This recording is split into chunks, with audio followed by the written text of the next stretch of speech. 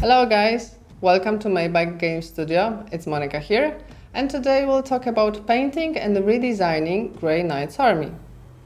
You frequently ask about our inspirations, so we decided to share with you the story behind. You are probably familiar with Chaos Gate Demon Hunters. Chris got that game on his birthday in May, and we didn't see him for a while. And that game was an actual inspiration.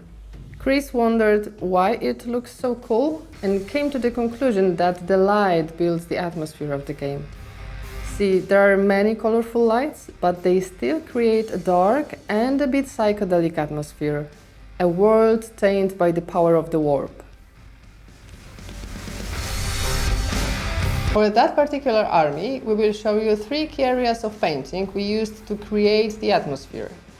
For each, we will show you a relatively easy way to achieve similar results. So take a look at how it was done.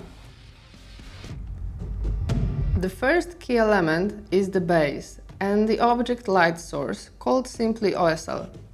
Light does not exist in isolation from darkness. So if we want to show the light, we should do it by contrasting it with the dark elements on the model. That is why, in general, the bases are quite dark. We used a lot of dark purple paint, the ornaments on the model are navy blue, and the armor is painted with cold dark silver. So, through contrast, it is easier to show a warm light source. By using the airbrush and applying the paint at a certain angle, we build a preliminary volume.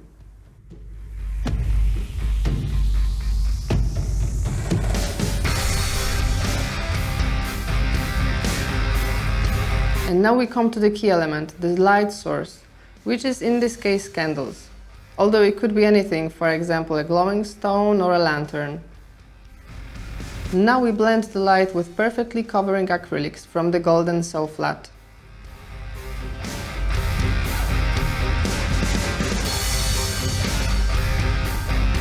The second element, responsible for the warp-twisted vibe, is delicate blue discolorations that we apply under the helmet and around the sword themselves, in moderation. The sword themselves can be easily painted by applying tape and selecting transparent, intense colors. Use inks, for example.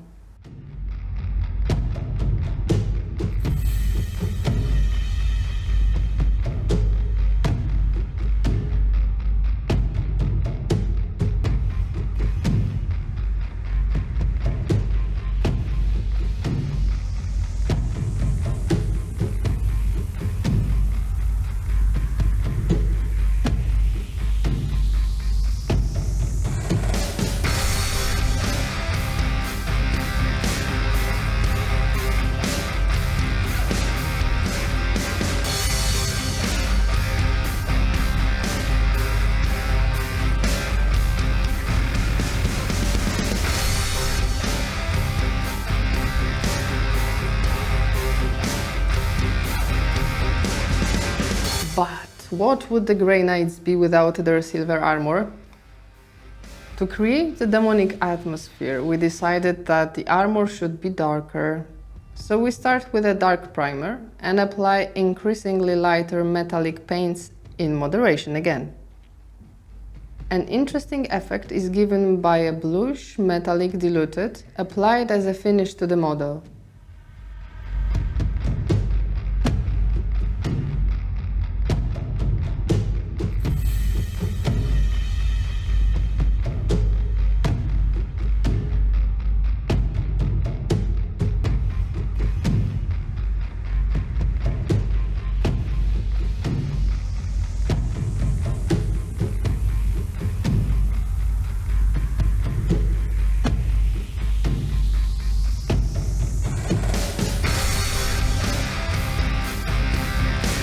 For extra depth and integration with the ground, put warm cadmium red underneath.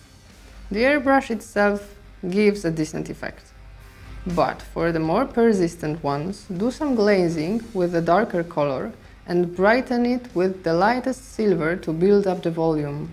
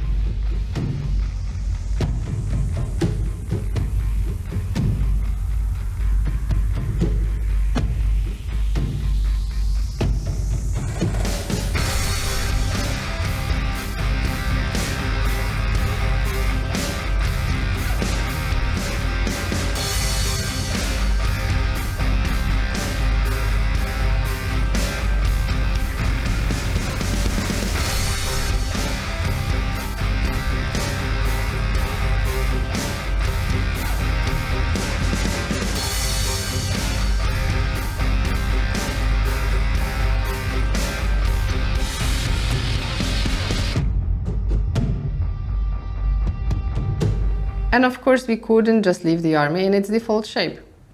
Nemesis Grey Knight took a lot of work to make him look decently. Now the exoskeleton slightly imitates the pilot's movements, making the position more dynamic. We also thought it might look better if he glides his sword along the ground instead of holding it straight up. As you can see, we changed the visual effect and added some lighting made by Deadly Print Studio and rescaled it to adjust. Venerable Dreadnought has been redesigned using Deredio Dreadnought as a body, with lots of nice Grey Knights ornaments like fire on the top and purity seals. I think it looks much less stiff.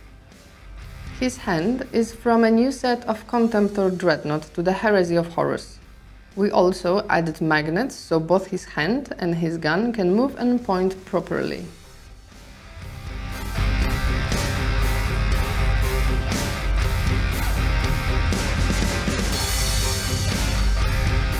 Also, from the new Horus Heresy Age of Darkness set is a Land Rider Spartan. It looks nice and suits the atmosphere perfectly. Ornaments like smoke, purity seals and other decorations were 3D printed.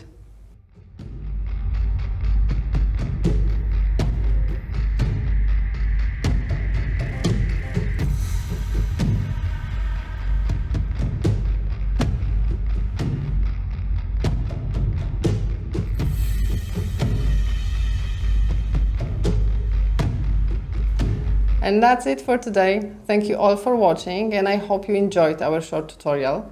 Don't forget to subscribe our channel and follow us on Instagram. Have fun with your Grey Knights and share your work with us. See you next time.